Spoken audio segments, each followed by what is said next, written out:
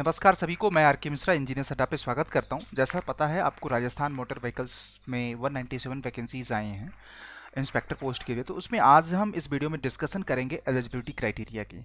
तो काफ़ी लोगों का डाउट था, तो मुझे लगा इस वीडियो पे आप लोगों की टॉपिक पे बनाया जाए। देखिए, सबसे पहले तो इसमें अगर प्राइमरीली बात किया जाए तो आपका किसी भी मान्यता प्राप्त बोर्ड से 10वीं का परीक्षा उत्तीर्ण होना चाहिए। दूसरा, 3 वर्षीय, ध्यान दीजिएगा, मैकेनिकल इंजीनियरिंग अथवा ऑटोमोबाइल में डिप्लोमा होना चाहिए। ये जो डिप्लोमा का सर्टिफिकेट आपका भारत सरकार या किसी भी राज्य सरकार द्वारा घोषित होना चाहिए। इट मीन्स कि यहाँ पे आपका डिप्लोमा आपका इसेंशियल क्वालिफिकेशन है। और उसके बाद 1 साल का अनुभव भी होना चाहिए किसी भी पेट्रोल अथवा डीजल जो वर्कशॉप वगैरह होती हैं आपका, वहाँ से आपको। तो ये एक इसेंशियल क्वालिफिकेशंस के तौर पे देखा जाए तो पहला, दूसरा, तीसरा, चौथा जो बड़ा इंपॉर्टेंट है यहाँ पे देखिएगा, बहुत सारे लोग कंफ्यूज हैं। मोटरसाइकिल कामा भारी माल वाहनों एवं भारी यात्री वाहनों को चलाने के लिए प्राधिकृत करने के लिए परिवहन यान श्रेणी का ड्राइविंग लाइसेंस होना चाहिए। इट मीन्स कि आपके पास ड्राइविंग लाइसेंस होना चाहिए, या लाइट व्हीकल्स का हो या हैवी व्हीकल्स का हो। देखिए, इसने एक चीज कहा है ना, मोटरसाइकिल, मोटरसाइकिल तो आपका लाइट व्हीकल्स में आ जाता है।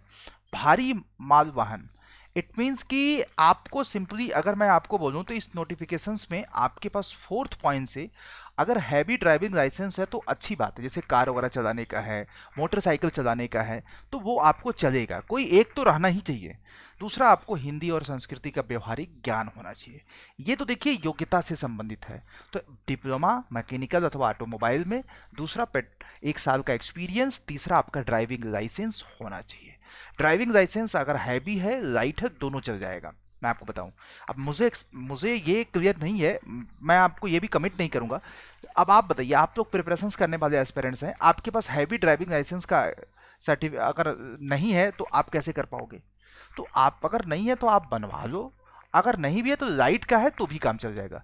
दूसरा, यहाँ पे फिजिकल फिटनेस की बात किया जाए तो ऊंचाई कम से कम 168 सेंटीमीटर होना चाहिए, और सीना फुलाए हुए पे 81 सेंटीमीटर, बिना फुलाए पे 86 से कम नहीं होना चाहिए।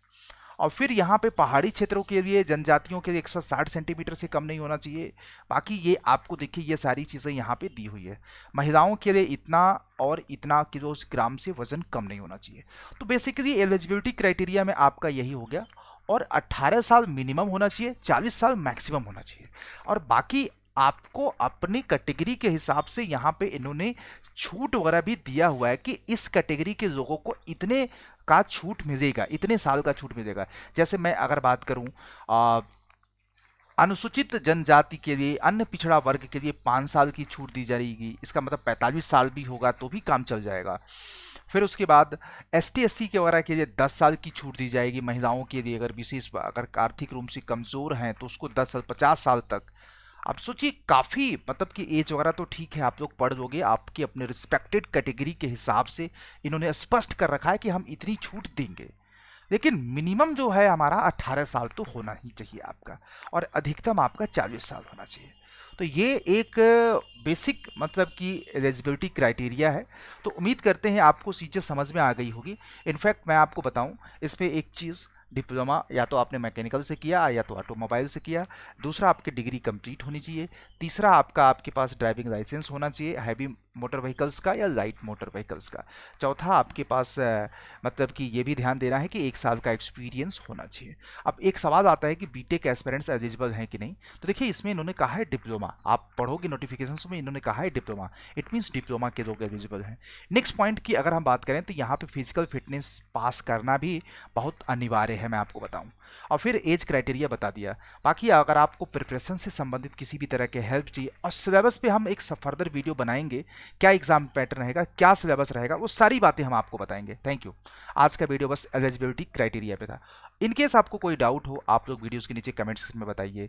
एंड आपको प्रिपरेशंस के लिए आप चाहो तो इसकी प्रिपरेशंस के लिए मैकेनिकल इंजीनियरिंग का महापैक ले सकते हैं।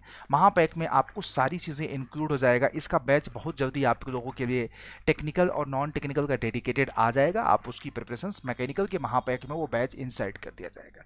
तो आप 12 महीने का मैकेनिकल का महापैक आप चाहो तो Y201 कोड लगा करके, अड्डा एक ऐसा प्लेटफॉर्म है जहाँ पे हर एक एग्जामिनेशन का आपको बैच मिल जाता है, जिसमें आप अपनी प्रिपरेशंस इस पर्टिकुलर एग्जामिनेशन का कर लोगे और बहुत ही अफोर्डेबल प्राइस में इसका टेस्ट सीरीज भी मिल जाएगा, इसका आपको बैच भी मिल जाएगा। ओके, तो ये चीज़ आपको समझने की कोशिश करिएगा। तो थैंक यू, आप लोग अपना ख्याल रखिए, अपनी प्रिपरेशंस करते रहिए और ज्वाइन करते समय आपको वहाँ पे बहुत सारा प्राइस दिखाया जाएगा, बट आपको Y201 कोड यूज करके आप ज्वाइन कर सकते हैं। ठीक है, नहीं भी ज्वाइन करना तो मैकेनिकल का फ्री में जो बैच चल रहा है 5 बजे शाम को, उसकी क्लास ज़रूर अटेंड करिए। ठीक है, थर्मोडायनेमिक्स की बेसिक लेक्चर्स आपको चल रहे हैं, शाम को 7 बजे हाइड्रोलिक की क्लास चल रही है। तो एक एग्जामिनेशन में हम कई सारे एग्जामिनेशन का टारगेट कर देंगे दोस्तों। ठीक है, थैंक यू, बाय बाय, अपना ख्याल रखिएगा, थैंक यू।